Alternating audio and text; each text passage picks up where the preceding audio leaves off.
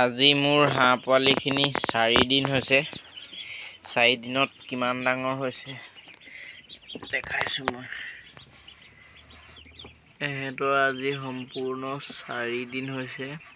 4 দিনত ইমানটো হৈছে। দানা পানী দি থৈছো খাবলৈ, খাই আছে। আজি সিহঁতৰ 4 দিন হৈছে।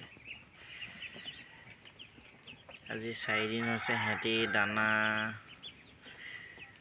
এইখিনি পোৱালি আৰু এইখিনি পোৱালি মিলাই পানি দানা আজিলৈকে 4 কেজি 5 কেজি মান খালে নেকি। পৃষ্ঠাটা দানা আজি 4 দিনীয়া পোৱালিখিনি দেখাই দিছো। ডেইলি ভিডিঅ' বনাম মই, একদম সম্পূৰ্ণ কি ইতিয়াৰ পৰা পুৰা সম্পূৰ্ণ বিকালৈকে এইখিনি ভিডিঅ' বনাই দিম। তেতিয়া আপোনালোকে গম পাব যে 100 পোৱালি পুহিলে কিমান টকা খৰচ হয়, কিমান টকা দানা হয়, কিমান টকা খৰচ হয় গম পাব। দানা খৰচ কিমান, হেৰি খৰচ কিমান, সেইটো গম পোৱা যাব। 100 পোৱালি পুহিলে কিমান টকা খৰচ হয় তেতিয়া আপোনালোকে গম পাই যাব। কোনোবাই যদি তেতিয়া পুহো বুলি ভাবে তেতিয়া পুহিবলৈ অলপমান সাহস কৰিব পাৰিব, পইচা গোটাই মেলি।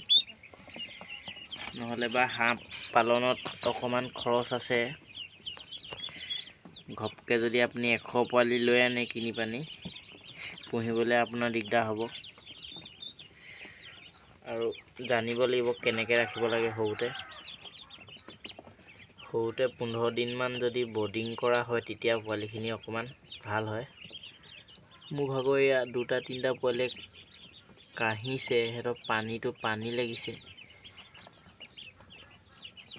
দেখিবলৈ পাইছে। 4 দিনীয়া পোৱালি।